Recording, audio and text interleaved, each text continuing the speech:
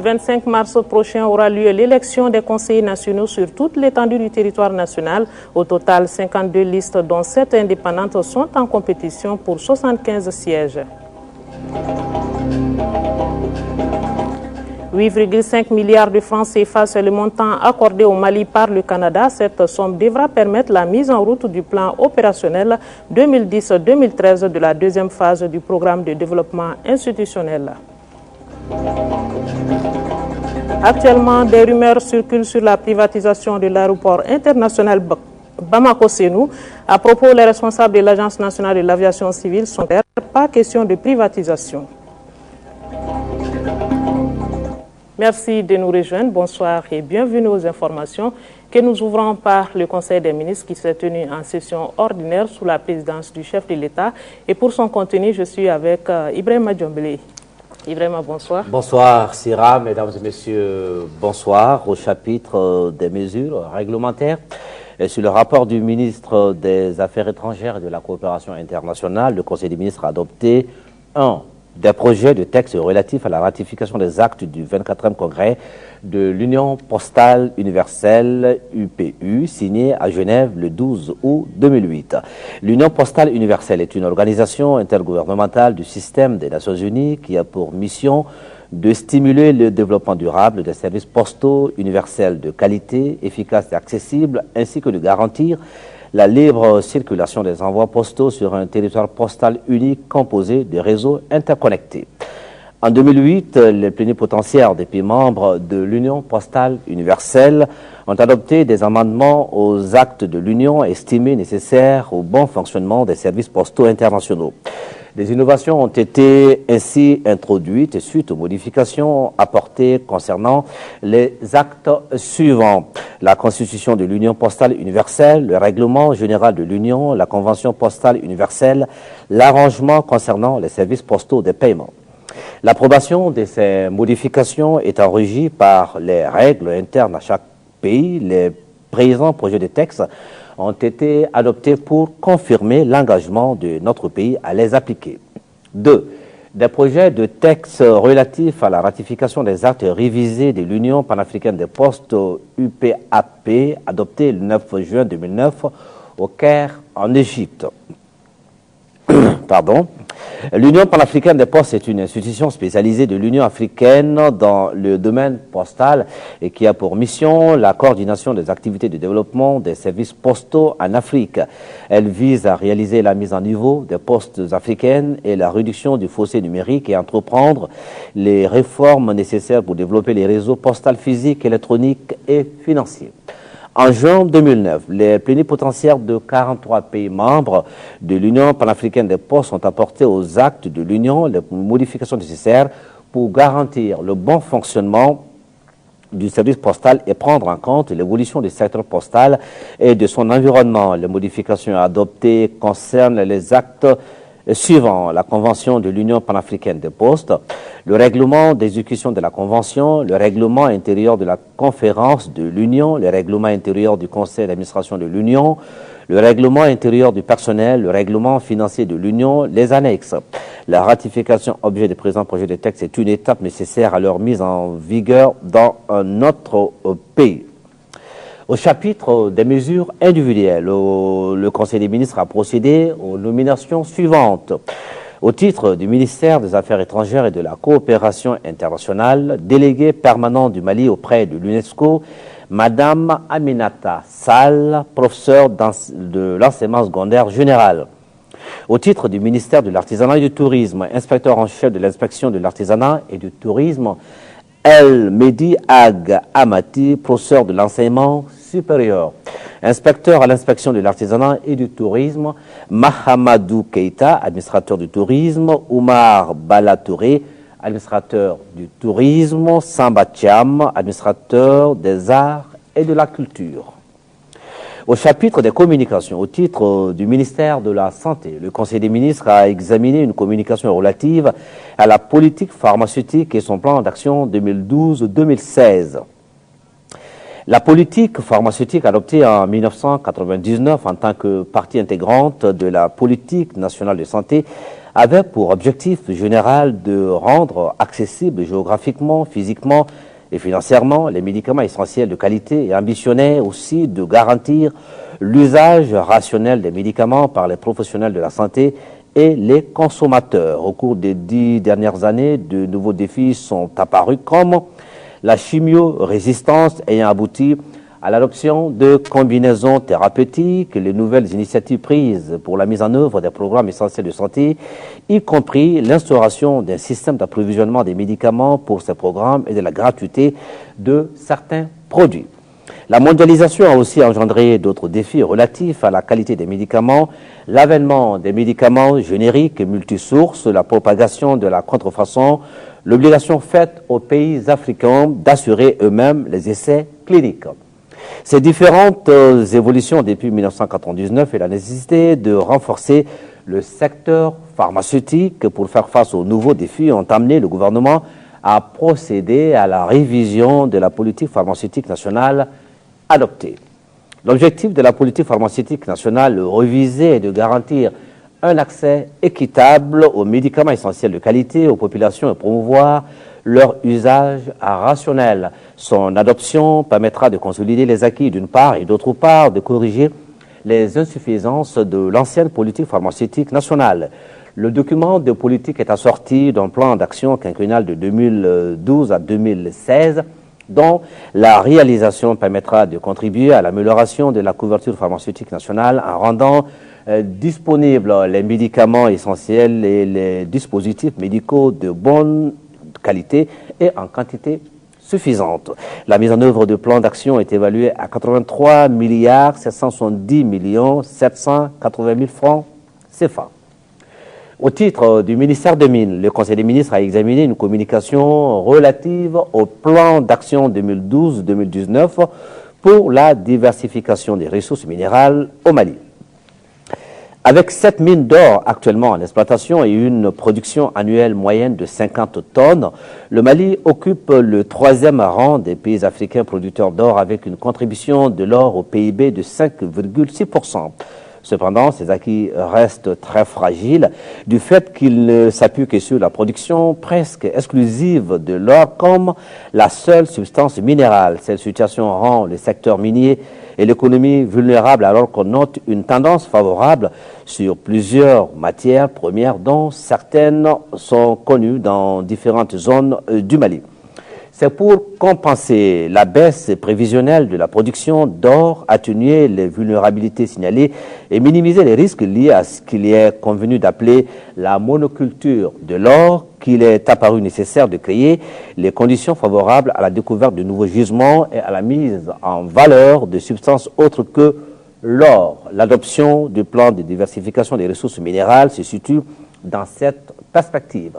Le plan d'action 2012-2019 a pour objectif de cibler des activités qui permettront d'assurer le développement et la diversification de la production des ressources minérales afin de favoriser la croissance économique. Il s'articule autour de 5 axes stratégiques que sont la diversification de la recherche minière, la promotion de la recherche pétrolière, le développement des ressources humaines, l'amélioration de la gouvernance du secteur minier et pétrolier, le renforcement des infrastructures géoscientifiques.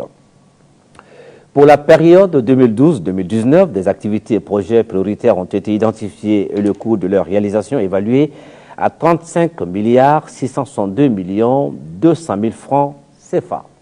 La réalisation du plan d'action pour la diversification des ressources minérales permettra de consolider les acquis des activités minières et pétrolières jusqu'ici menées et d'y insuffler davantage de dynamisme afin de conforter et d'augmenter la contribution du secteur minier à l'économie nationale et d'attirer des investisseurs dans le secteur. Voilà, Sira, ce qu'il fallait retenir du Conseil des ministres d'aujourd'hui. Merci Ibrahima. Juste après donc le Conseil des ministres, le Premier ministre a remis au ministre de la Défense et des anciens combattants la somme de 167 724 600 francs CFA au nom de l'administration. Cette somme représente les contributions volontaires pour le retour de la paix dans le Nord Mali apportées par les services et personnalités suivants. Le tableau va donc suivre.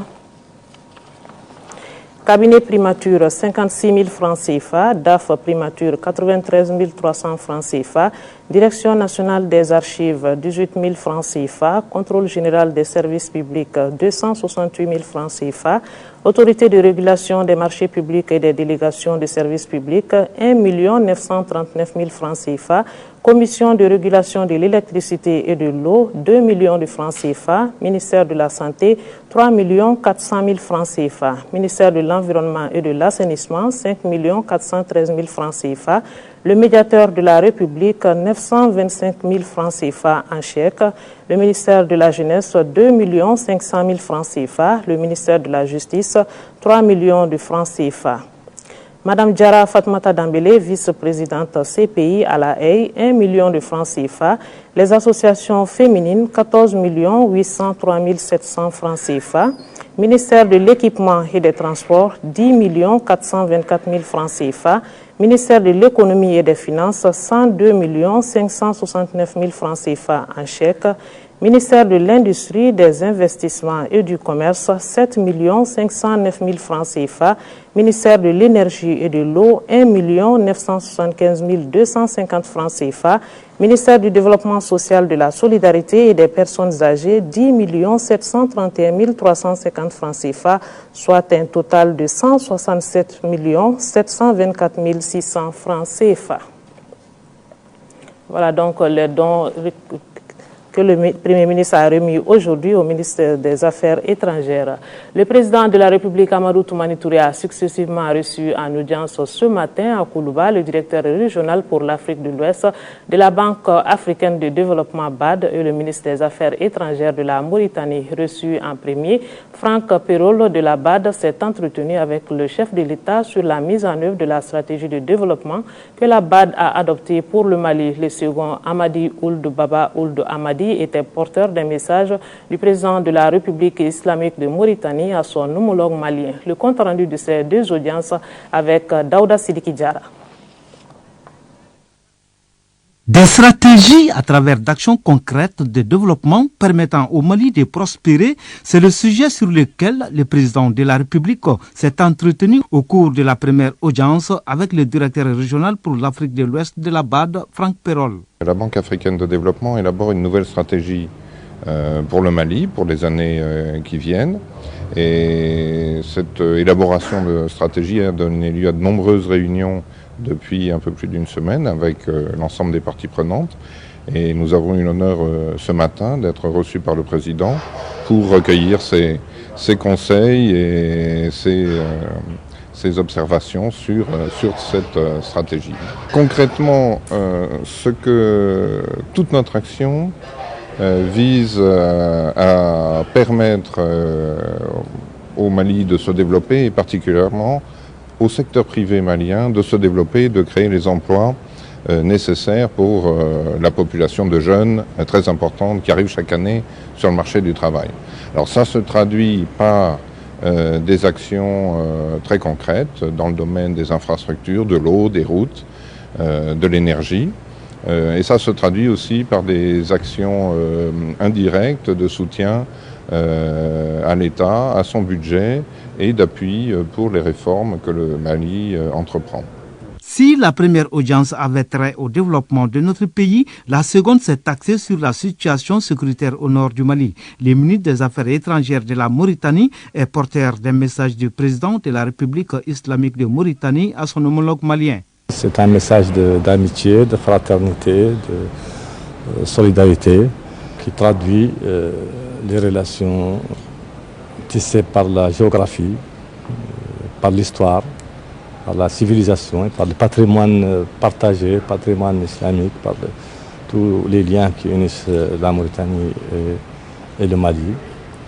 Et donc exprimer d'intérêt avec lesquels la Mauritanie suit la situation au Mali, sa préoccupation des incidents qui se déroulent au Mali et son entière disponibilité à apporter dans la modeste mesure de ses moyens toute l'aide qui pourrait lui être demandée pour aider le Mali à sortir de cette situation. Une autre audience, celle que le Premier ministre a accordée à la délégation des participants à la rencontre sur la transition de l'analogique au numérique. C'était cet après-midi. Les échanges avec le Premier ministre sont portés sur les opportunités de cet atelier régional en matière de révolution technologique. Le compte rendu avec Mahamadou Doumbia. À quelques encablures de la fin des travaux sur la transition de l'analogique au numérique, une délégation de participants à cet atelier régional a été reçue en audience par le Premier ministre, Mme Cissé Mariam Kaïdama Sidibé. Nous avons rencontré Mme la Première ministre et elle nous a marqué par le soutien, sa compréhension surtout de cette nouvelle dynamique de la transition vers le numérique au sein du pays comme le Mali. Donc j'ai compris qu'ici, au niveau politique, les gens sont imprégnés et c'est ça qui nous rassure. Je pense que, Excellence, Madame la Première ministre, va aussi faire notre écho au sein de ses partenaires africains, et particulièrement dans la zone de la CEDEAO et de l'UMOA, pour que les gens comprennent qu'aujourd'hui c'est une nouvelle dynamique et qu'on n'a pas d'échappatoire.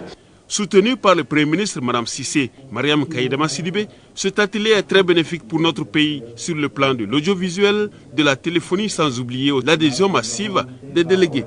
J'ai été très heureux de constater que ces vues vont exactement dans le sens que nous essayons de donner à cette réunion, c'est-à-dire le fait que tous les pays puissent ensemble aller de l'avant dans cette évolution qui est tout à fait importante, qui a des répercussions sociales, culturelles, économiques qui sont très importantes. On pourrait parler, je crois, de révolution. Et l'importance en particulier d'une évolution harmonisée de l'ensemble des pays africains, aussi bien au niveau de l'usage des fréquences que de l'usage des normes.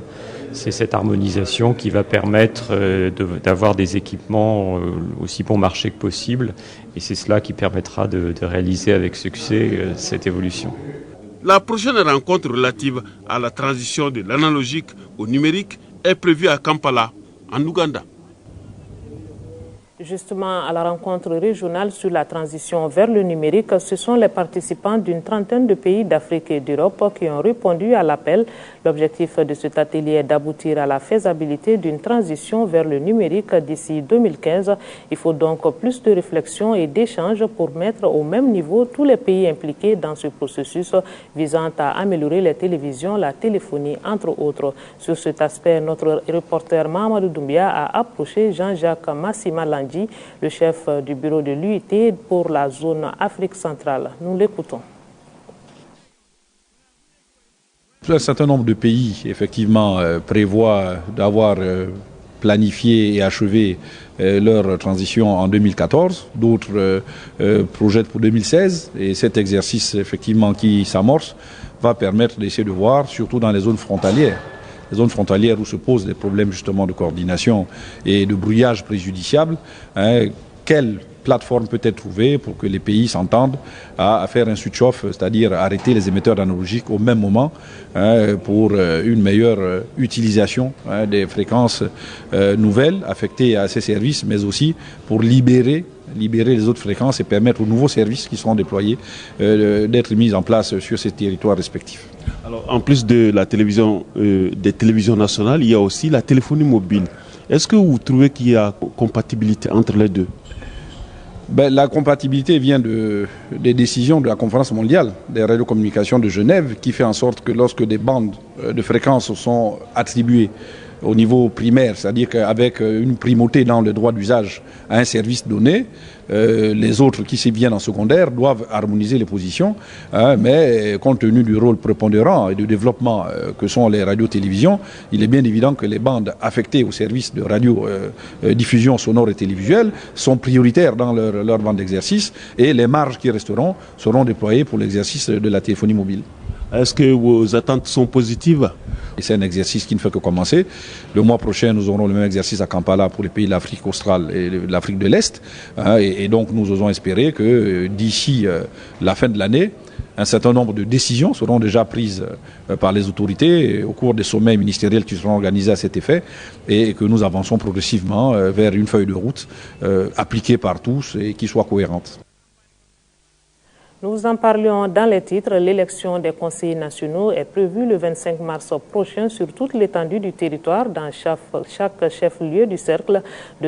Pour les régions du Nord Mali, le ministre de l'administration territoriale et des collectivités locales propose un regroupement des électeurs au niveau des régions au lieu des cercles. C'était au cours d'une rencontre tenue ce matin même. Au total, 52 listes, dont 7 indépendantes, sont en compétition pour 75 sièges. Le point avec Alpha Maïga. L'élection des conseils nationaux pour la mise en place du Haut Conseil des collectivités est un processus très important pour notre démocratie.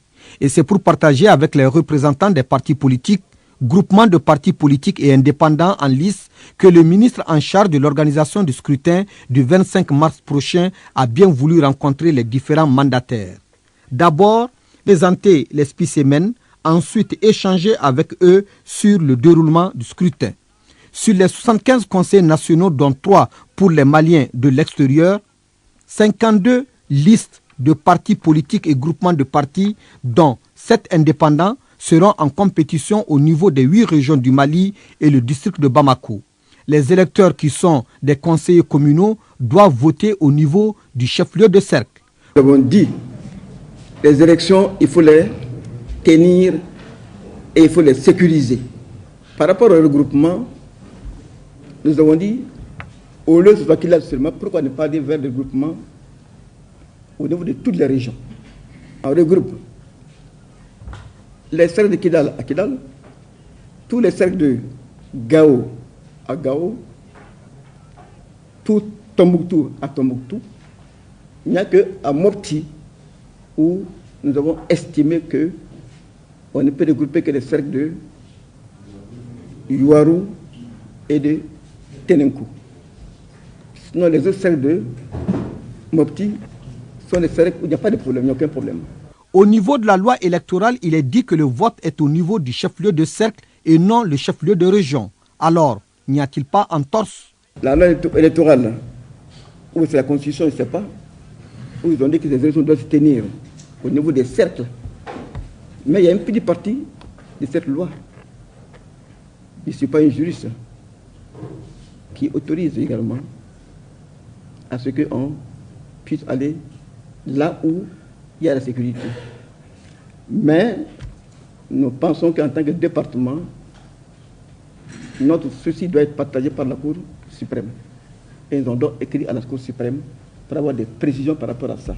S'agissant de la tenue des élections générales d'avril et juillet prochains, il en a été question.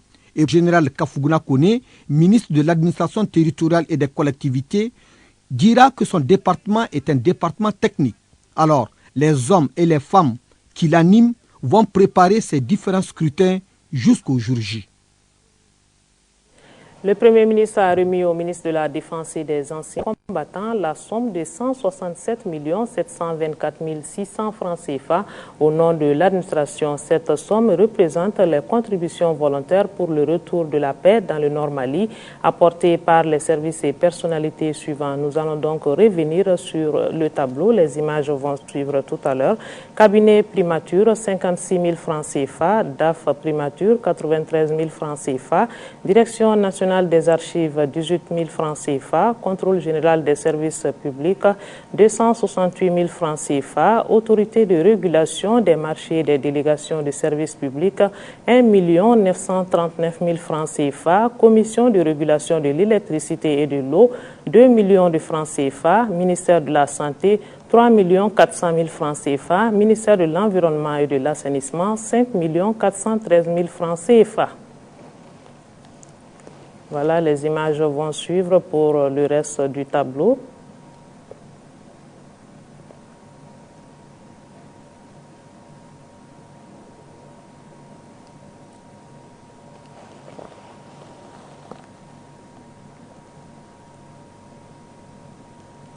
Le médiateur de la République, 925 000 francs CFA.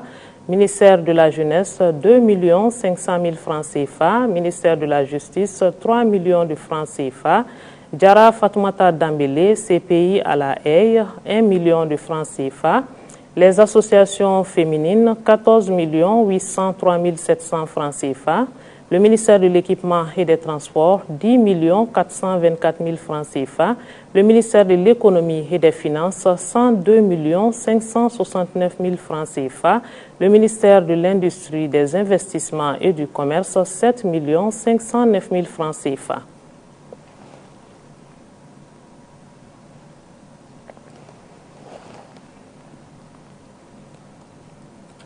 Ministère de l'Énergie et de l'Eau, 1 975 250 francs CFA. Ministère du Développement social, de la Solidarité et des Personnes âgées, 10 731 350 francs CFA, soit un total de 167 724 600 francs CFA. Coopération maintenant, le Canada accorde au Mali une subvention de plus de 8,5 milliards de francs CFA. La somme servira à la mise en œuvre du plan opérationnel 2010-2013 de la deuxième phase du programme de développement institutionnel.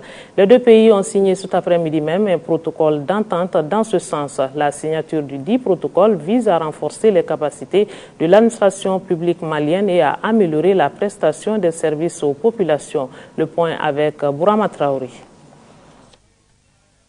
Par cet acte, le Canada met à la disposition du Mali plus de 8,5 milliards de francs CFA. C'est une subvention qui servira à la mise en œuvre de la deuxième phase du programme de développement institutionnel de façon précise. Ce protocole d'entente que nous venons de sceller vise à renforcer les capacités de l'administration publique malienne dans le but de la rendre plus efficace, de réduire la corruption et d'améliorer la prestation des services aux populations. Il apporte un appui financier au commissariat au développement institutionnel à travers le ministère de la Réforme de l'État pour la mise en œuvre du plan opérationnel élaboré par le ministère pour 2010-2013, confié au programme de développement institutionnel. Un programme qui a été adopté en 2003 par le gouvernement du Mali. Il est mis en œuvre à travers 6 composantes, dont la réorganisation de l'État central et le renforcement de la déconcentration administrative. À ces composantes s'ajoute la consolidation de la décentralisation et la valorisation des ressources humaines, entre autres. Pour la deuxième phase du programme, l'objectif reste le même. Le résultat souhaité de cette seconde phase est une administration publique malienne plus efficace et transparente dans ses fonctions centrales et au niveau de certains secteurs, particulièrement ceux de la santé, de l'éducation, de l'agriculture, des finances publiques et y compris la promotion de l'égalité entre les femmes et les hommes. Et l'ambassadrice Saint-Louis Virginie de conclure par cet engagement. Le Canada, dit-elle, poursuivra son appui au programme de développement institutionnel, la finalité étant la pleine réussite de la réforme. Une délégation du Conseil national de la communication de la République sœur de Guinée était ce matin au Centre national de l'égal accès aux médias d'État. Par cette visite, il s'agissait pour les membres de la délégation guinéenne de s'imprégner du mode de fonctionnement de cette structure mise en place par le Mali pour une bonne régulation de l'égal accès aux médias d'État. Pour plus de précisions, nous vous proposons d'écouter la présidente du Conseil national de la communication de la Guinée, Mme Martine Condé. Elle est au micro de notre reporter Abdraman Maïga. Nous étions venus pour savoir d'abord quel est le statut du comité d'égal accès. Et nous savons aussi qu'il y a un conseil supérieur de la communication. Donc il y a 2 instances au Mali. Et nous avons appris que bientôt, ces 2 instances seront fusionnées en une seule, qui va être, je crois, le Conseil supérieur de la communication. Donc, c'est sûr qu'il y a des nouveaux statuts et que de nouvelles lois vont être mises en place pour réguler les médias. Alors, c'est de tout ça nous avons discuté et aussi leur expliquer comment ça se passe en Guinée. Quel est le statut de notre Conseil national qui va bientôt être changé en haute autorité de la communication. Nous sommes une institution républicaine puisque nous sommes reconnus dans la Constitution. Nous sommes autonomes, nous prenons des décisions d'une manière autonome. Nous avons expliqué que nous avons 2 manteaux. Nous sommes là pour veiller au respect des règles concernant la communication. Mais nous avons un double manteau. Le manteau pour défendre les intérêts des citoyens contre les abus des médias. Un autre manteau pour défendre les médias contre les abus des autorités et des citoyens. C'est grâce à ça que nous arrivons à réguler, que nous arrivons à faire de notre institution une institution démocratique. On va rappeler que Mme Martine Condé et sa délégation participent à l'atelier international de transition vers le numérique qui se tient ici à Bamako. Et puis le président de l'Assemblée nationale porte à la connaissance des honorables députés qu'une séance plénière de la session extraordinaire en cours se tiendra jeudi 15 mars, demain jeudi 15 mars 2012 et jour suivant s'il y a lieu à partir de 10h dans la salle Modibo Keïta. Le projet d'ordre du jour porte sur des délibérations sur le projet de loi relatif à la lutte contre la traite des personnes et pratiques assimilées des communications. Le président de sait compter sur la présence effective des honorables députés.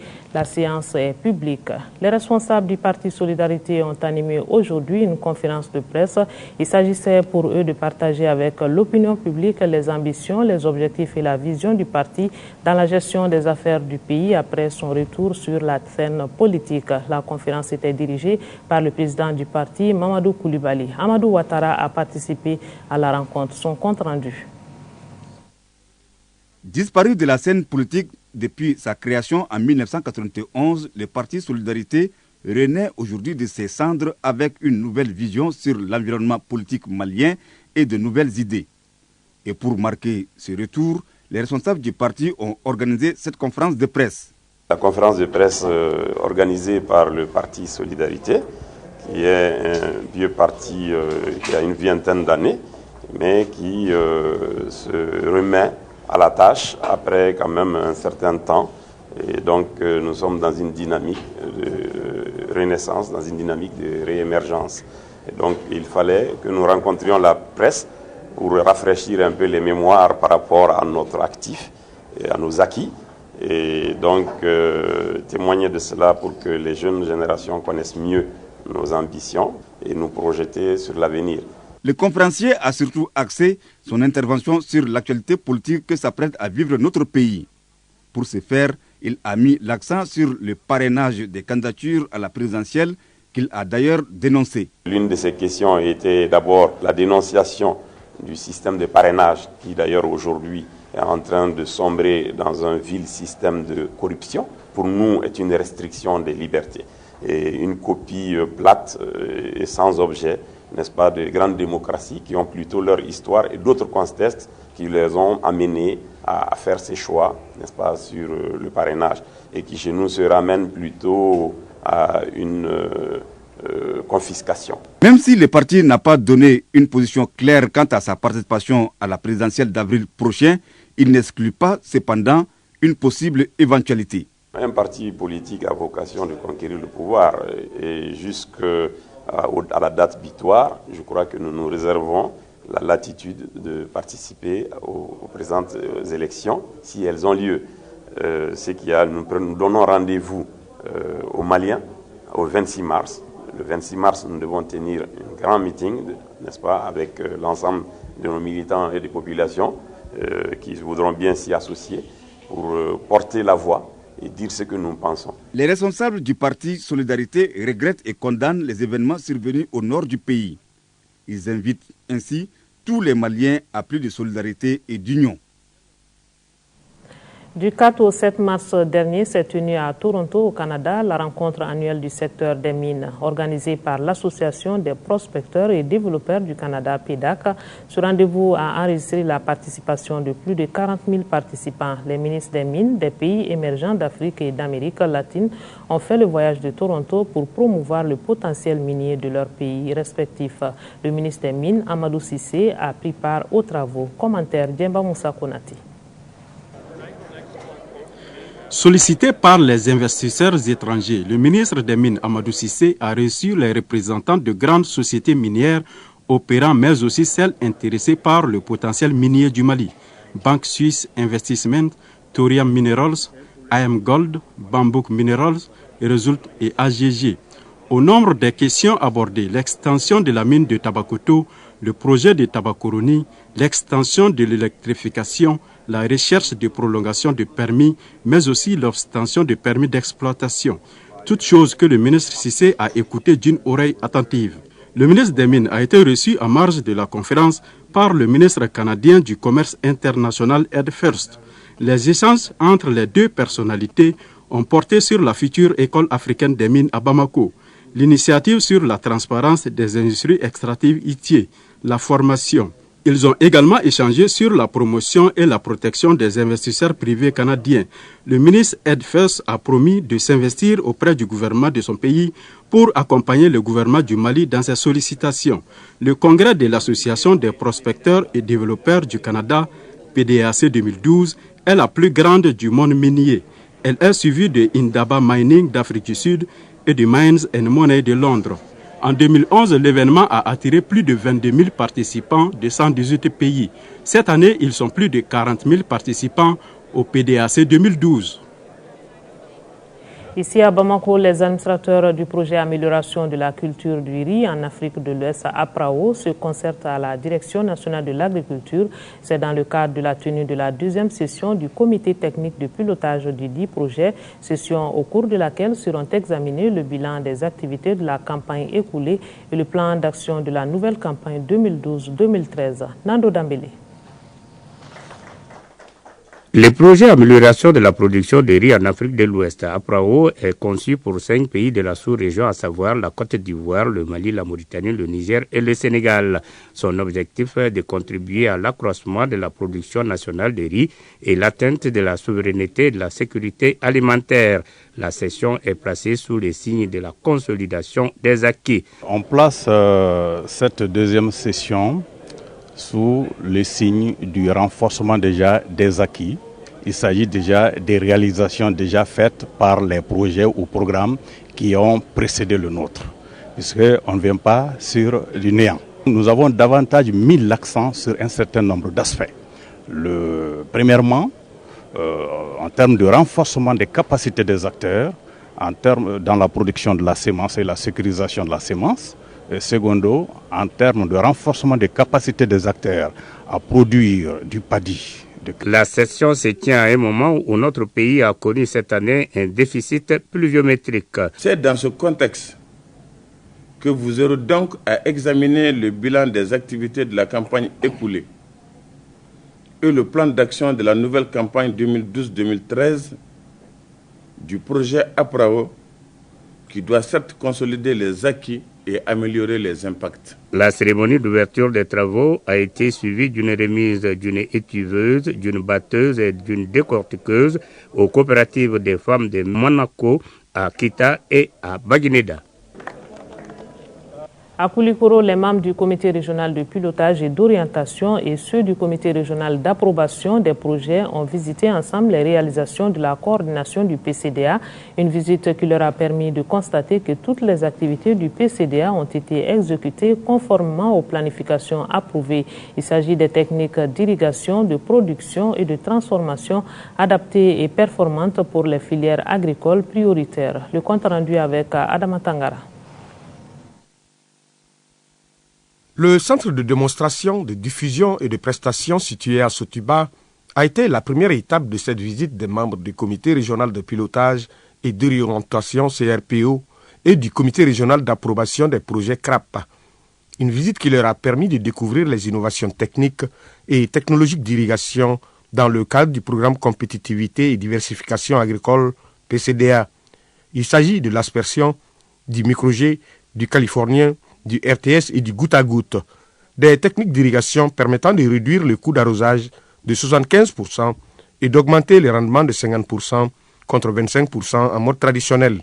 Les étapes suivantes ont concerné Dado Production pour la transformation des légumineuses à Irimadjo, le verger de Moussa Samake à Konyobla, de Amadou Tembeli à Banankoro, le site de production de papaye à Samako de Tidjane Guissé qui produit 250 à 260 kg de papaye par semaine. Le site de multiplication de semences de pommes de terre à Badou Samalé a été la dernière étape de la visite. Une aubaine quand on sait que l'État importe des semences à plus de 1,5 milliard de francs CFA par an.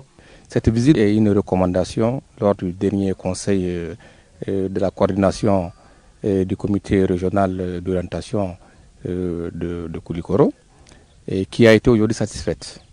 Donc nous sommes venus, ce comité, accompagné du comité d'approbation des sous-projets, pour visiter les sous-projets dans leur réalisation. Donc, nous, au niveau vraiment du comité d'orientation et de planification, nous sommes vraiment ravis de la satisfaction vraiment de cette recommandation par la coordination du PCDA, la coordination Bamako Koulikoro, et nous sommes d'autant plus confiants que vraiment l'approbation vraiment des sous-projets et l'activité 2011 a été vraiment réalisée à hauteur de souhait.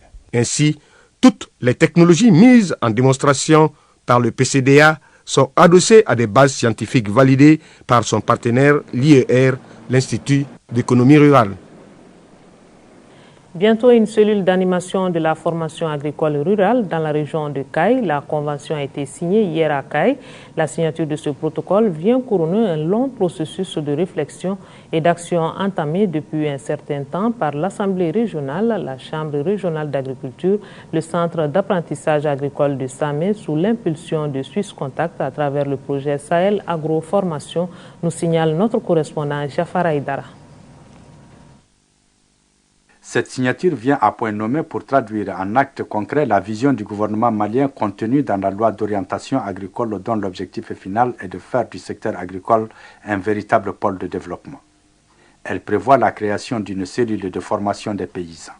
La cellule d'animation de la formation professionnelle qui naîtra dans les quelques instants avec la signature du protocole qui définira dans ses modalités de fonctionnement est un dispositif innovant mettant en relation plusieurs acteurs dans le cadre de la formation professionnelle. Ce dispositif ne se veut pas un substitut aux tâches traditionnelles du centre d'apprentissage, mais vient plutôt en complément pour fédérer et créer une synergie souhaitée entre professionnels du monde agricole, les instituts de formation, le secteur privé, les partenaires de la région et les collectivités territoriales. Ce partenariat qui vient d'être matérialisé entre les différents acteurs du secteur agricole à travers cette signature traduit l'engagement des autorités à soutenir, à accompagner et à porter les acteurs de la région dans leur action quotidienne, mais aussi notre vision du développement de l'agriculture, ce qui doit passer par la professionnalisation du sous-secteur de la formation professionnelle agricole en région de Caille. C'était un souci partagé des ensembles des acteurs de la région de Caille pour prendre en compte cette formation. Vous le savez tous, que la formation, surtout au niveau des CA, était avec les gens avec des diplômes, alors que la majeure partie du monde rural sont sans diplôme. Souhaitons que cette signature augure d'autres signatures dans d'autres secteurs clés de développement de la région de Caille. La Fondation pour l'enfance multiplie ses œuvres de bienfaisance envers les enfants et les associations féminines. Sa présidente Touré Lobo-Traoré vient d'offrir un important lot de vêtements, de moustiquaires imprégnés et de plusieurs autres cadeaux à l'orphelinat de sang et un forage à l'association de Tomignan. Coût total 20 millions de francs CFA. Brima Kone. 200 moustiquaires imprégnés, 25 cartons de tablettes pour enfants, 16 cartons de vêtements pour petites filles, des sacs d'écoliers, des jouets et plusieurs autres cadeaux au service de l'orphelinat Providence Dauphiné-des-Sangs. Ceci est un don de la Fondation pour l'enfance pour redonner la joie aux enfants en situation difficile. Cette action humanitaire devra aussi contribuer à faciliter la tâche à l'orphelinat Providence Dauphiné-des-Sangs, d'où cette reconnaissance des efforts de la présidente de la Fondation pour l'enfance, Mme Touré Lobo-Traoré. Votre présence chez nous aujourd'hui est le signe de l'importance que vous accordez à ce centre qui accueille les enfants orphelins de mère, que les vicissitudes de la vie auraient tôt fait de laisser pour compte faute de soutien familial. Mais grâce à des âmes généreuses comme vous, ces enfants retrouvent chaque jour de l'espoir. Nous vous remercions vivement et de façon spéciale la présidente de la Fondation pour l'enfance, Mme Touré Lobo-Traoré, pour tout ce que vous faites pour nous. À Tomignan, la mission de la Fondation pour l'enfance a consisté à offrir gratuitement un forage à l'association des femmes catholiques. Dans la même localité, la Fondation pour l'enfance a offert un moulin à l'association des filles du Cœur Immaculé de Marie. Ce geste de solidarité est un ouf soulagement pour les bénéficiaires. Cette eau servira à la population et est un atout pour la ville de Tomignan. Les sœurs de Tomignan ont bénéficié d'un moulin. L'occasion est propice pour remercier la Fondation et particulièrement la présidente qui a toujours eu une oreille attentive envers nous. Ces remises de dons aux associations féminines de Tomignan constituent une réponse au problème d'approvisionnement des populations rurales en eau potable. Elle réduit également les difficultés de transformation des céréales sèches en farine. Le problème de l'approvisionnement des populations en eau se pose avec acuité dans plusieurs zones rurales. La présidente, Mme Touré Lobo Traoré, a eu une claire conscience de ce phénomène car elle n'hésite pas à apporter son soutien et sa contribution aux populations. Globalement, ces dons effectués dans les cercles de sang et Tomignan ont coûté environ 20 millions de francs CFA à la Fondation pour l'enfance. Actuellement, des rumeurs circulent sur la privatisation de l'aéroport international Bamako-Sénou. Pour éclaircir la situation, les responsables de l'Agence nationale de l'aviation civile ont animé un point de presse à la maison de la presse. Selon eux, il s'agit plutôt de concession et non de privatisation. La mise en place d'un partenariat public-privé pour la gestion de l'aéroport Bamako-Sénou répond aux conditions de l'accord de don portant financement du projet de modernisation et d'extension de l'aéroport Bamako-Sénou par le projet américain Millennium Challenge Account Mali. Une conférence de presse suivie par Djemba Moussa Konati. La mise en concession de l'aéroport international de Bamako-Sénou n'est plus qu'une question de mois. La nouvelle a été donnée ce mercredi aux journalistes au cours d'un point de presse par les responsables de l'Agence nationale de l'aviation civile. C'est pour lever tout équivoque sur la privatisation de notre aéroport que s'est tenu ce point de presse. On ne peut pas sanctionner l'État, on peut sanctionner le privé, on peut imposer. Et ce que nous avons fait dans le DAO, nous avons imposé des conditions qui font que le concessionnaire sera tenu de reprendre l'intégralité du personnel, de faire des investissements et de faire une bonne maintenance des infrastructures.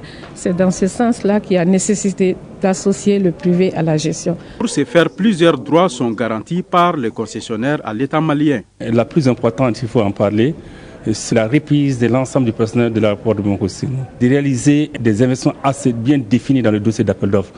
C'est-à-dire, d'abord, c'est de compléter les investissements que le MCC est en train de réaliser, de faire l'extension en fonction de l'évolution du trafic, de renouveler les installations quand ils vont arriver à durée de vie. À ce jour, aucun preneur n'a été trouvé pour sa gestion. La durée légale de la concession est de 30 ans non renouvelable. La situation au nord du Mali était le thème d'une conférence débat ce matin organisée par le réseau ouest-africain d'édification de la paix, ONEF Mali. Le but de cette conférence était d'informer les organisations féminines sur la situation qui prévaut au nord du Mali, en même temps parler du rôle des femmes pour une sortie de crise. Et pour plus de détails, nous vous proposons d'écouter Fatoumata Maïga. Elle est la présidente du réseau ONEF Mali. Elle est au micro de Fatoumata Kone. C'est ce réseau qui aujourd'hui veut marquer le 8 mars de sa touche. Vous savez, la situation que nous vivons aujourd'hui au Mali, c'est l'instabilité que nous connaissons. Et c'est sur ça que nous avons décidé de célébrer notre journée, pour faire un rappel et une demande d'engagement de tous les acteurs pour que la paix revienne rapidement dans notre pays. Les grands thèmes qui vont être débattus, c'est la situation que nous vivons, quel est le rôle que les femmes vont jouer, qui va être animé par d'éminents conférenciers, et aussi tout ce que la résolution 1325 et la 1820 nous donnent comme atout pour participer, pour être protégés et pour contribuer au retour de la paix. Les résultats attendus, c'est d'abord informer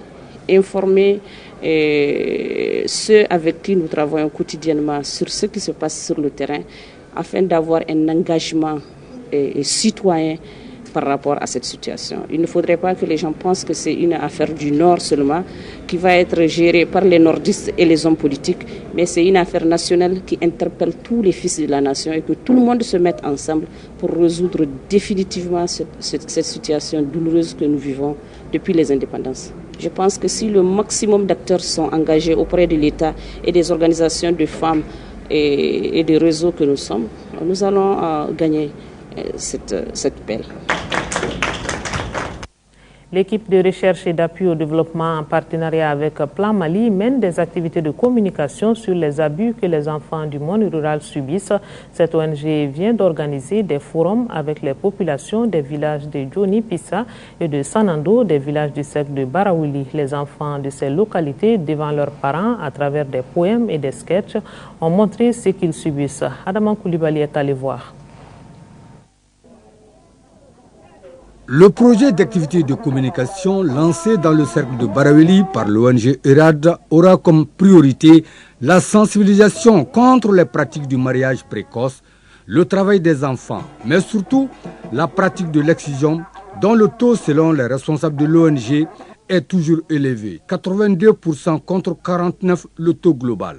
Les responsables de l'ONG s'étaient rendus dans les villages de Djoni Pissa et de Sanando, tous dans le cercle de Barawili, pour évaluer les activités menées par leurs animateurs dans ces localités.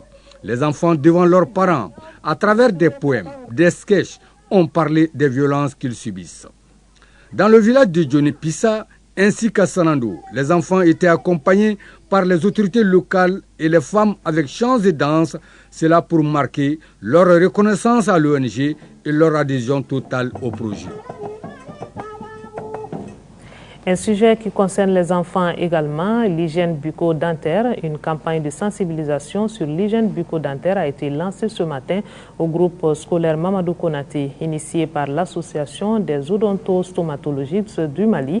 Cette campagne d'une année concerne une vingtaine de groupes scolaires du Mali. Par cette activité, l'association ambitionne de sensibiliser 12 000 jeunes scolaires, les femmes enceintes et les pensionnaires des centres de détention et de correction. L'activité s'inscrit dans le cadre de la mise en œuvre du plan d'action 2012 élaboré par l'association des odontostomatologistes du Mali. Abdraman Maïga nous en parle.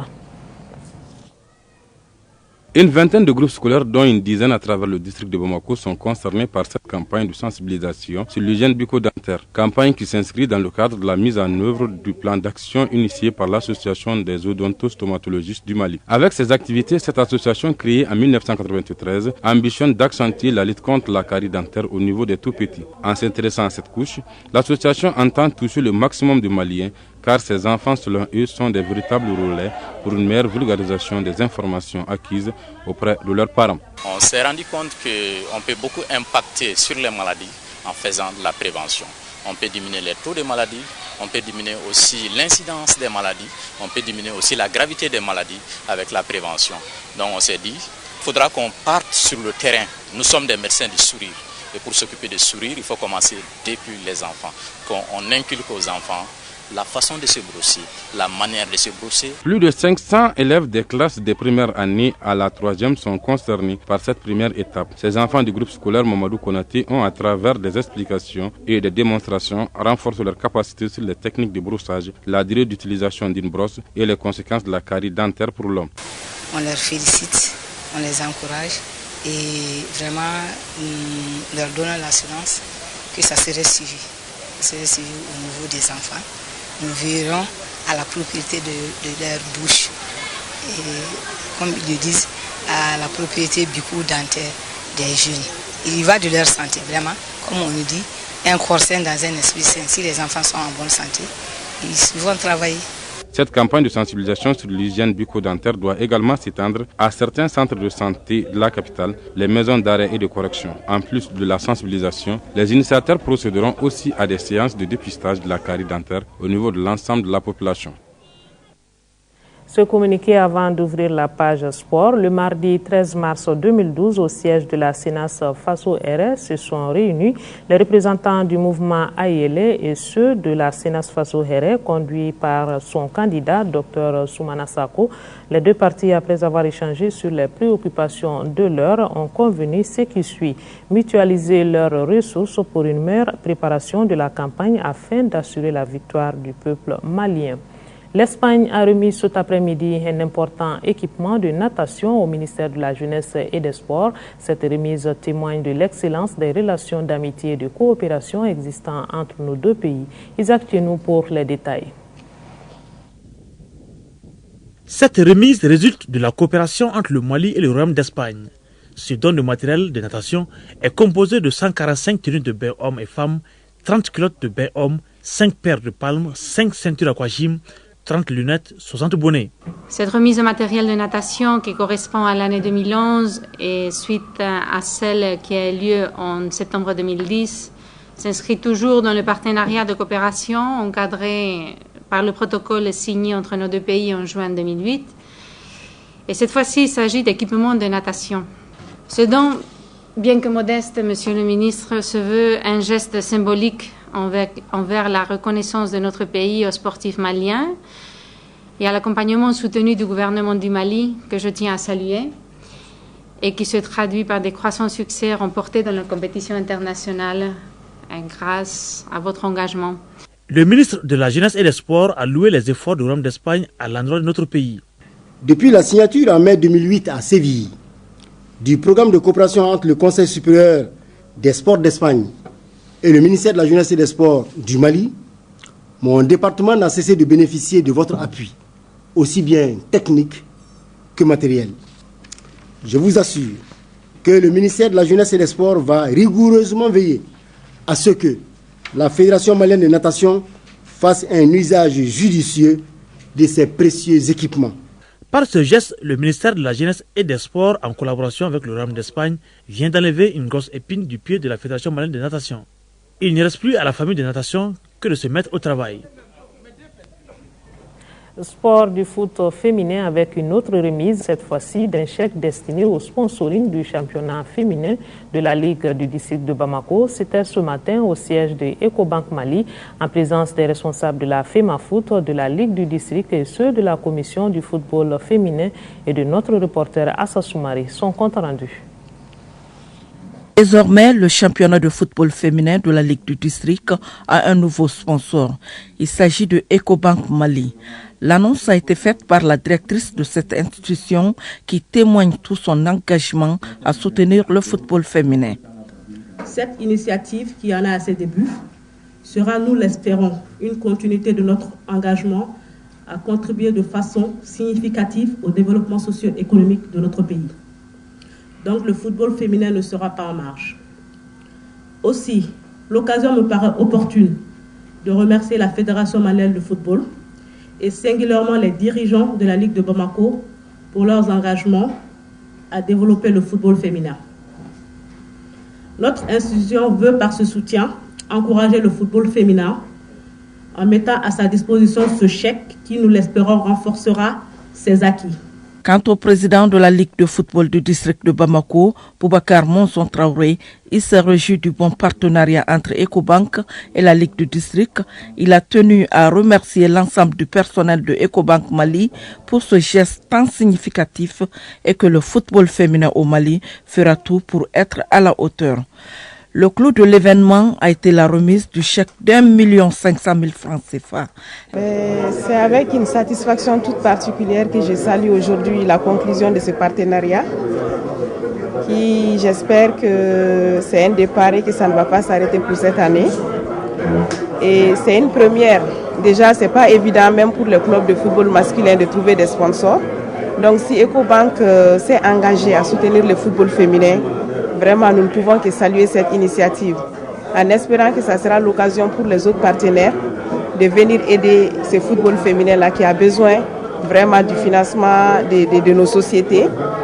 En plus de ce chèque, la directrice de Ecobank Mali ajoutera que les représentants de son institution seront présents aux côtés de la Ligue de Bamako pendant les compétitions pour confirmer leur volonté à porter plus haut le football féminin.